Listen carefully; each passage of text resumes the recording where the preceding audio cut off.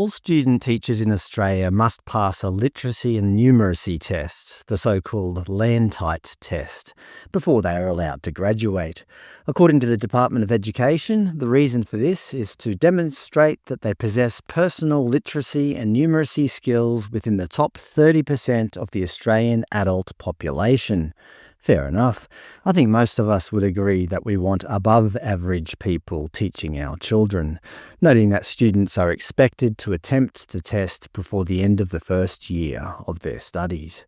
But of course, with most things in this post-racial world, there are exemptions based purely on one's ancestry. Thank you to a viewer for pointing this out, one who is currently enrolled in teaching at one of our fine institutions. For example, on the Australian Education Review website, in an article from last year, universities to raise standards for trainee teachers. Sounds good. All non-Indigenous trainee teachers must pass a test known as LANTITE. Non-Indigenous? Can somebody please tell me how that benefits anyone?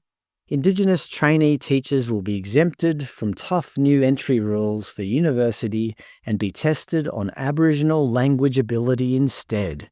In the case of First Nations language speakers, recognition of First Nations language proficiency by the relevant cultural authority is an acceptable alternative standard. See, that's how we solve discrimination, by discriminating against non-Indigenous people. My first thought, though, was surely not every Aboriginal person can speak an Aboriginal language. In that case, they would have to sit the relatively tough LANTITE test, would they not? Just for example, here's one question from the practice test online. This year, a teacher spent $383.30 on stationery. Last year, the teacher spent $257.85 on stationery. How much more did the teacher spend this year than last year? Okay, so just a basic subtraction problem, noting that you're allowed to use a calculator. But as I asked before, what about Aboriginal people who are not proficient in an Aboriginal language? Well, wait, I'm not finished yet. For example, Deakin University in our favourite state of Victoria addresses this exemption.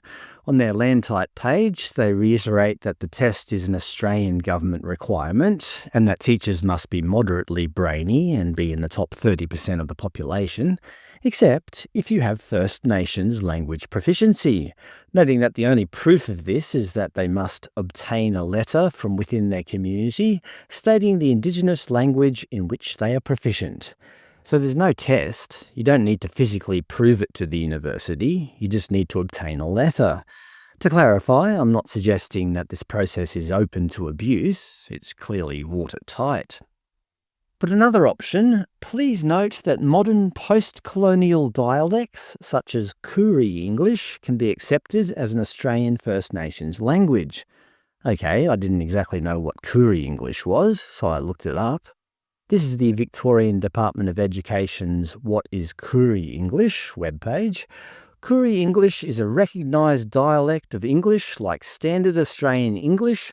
Koorie English is the first language for many Koorie children. They give some examples. In Standard English, we would say, he has a big red car. But in Koorie English, big red car he has. That sounds like Yoda from Star Wars. Other examples, he work here. Before he live here. There are 2 dog.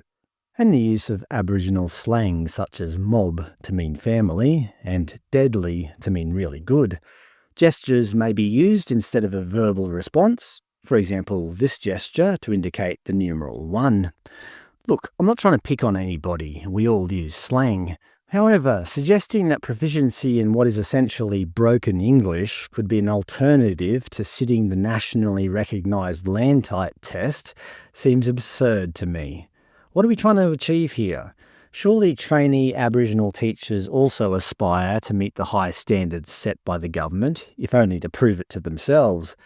Actually, the viewer who sent this in is studying a Master of Teaching, so they likely know more about this than I do. To be clear, they wish to remain anonymous to avoid jeopardising their education, which is entirely understandable. In their email, they made a couple of very valid points, which I'll basically just publish here verbatim.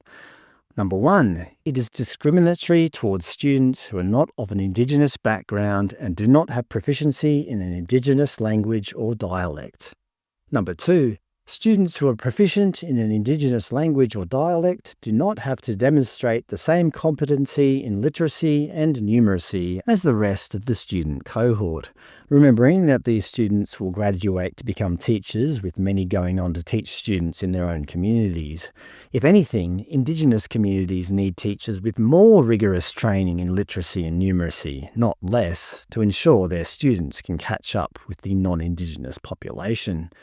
With the likes of the ABC recently reporting, "Who's to blame for declining school results?" where they write, "There has been a concerning decline in performance in numeracy and literacy tests over the past 2 decades. Now is not the time to contribute to this trend by producing subpar teachers who happen to have Indigenous linguistic knowledge." In conclusion, there is no reason why Indigenous teachers should not be held to the same standard of competency as non-Indigenous teachers.